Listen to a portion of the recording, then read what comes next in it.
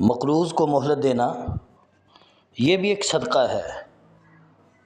نبی کریم صلی اللہ علیہ وسلم نے فرمایا، جو شخص پسند کرتا ہے کہ اللہ تعالیٰ اسے اپنے سائے میں جگہ دے تو اسے چاہیے کہ تنگ دست کو مہلت دے یا اس کا قرض معاف کر دے۔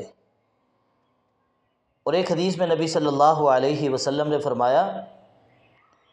جب کوئی کسی کو قرض دیتا ہے جب تک اس کی ادائیگی نہیں ہوتی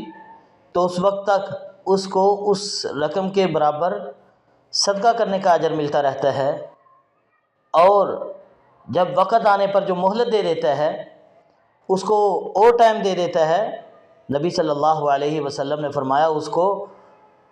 دگنا صدقہ کرنے کا اجر اور ثواب ملتا ہے۔ اللہ رب العالمین ہمیں اپنی آخرت کی فکر کرنے کی توفیق عطا فرمائے، اپنی آخرت کے لیے ذخیرہ کرنے کی توفیق عطا فرمائے، آمین۔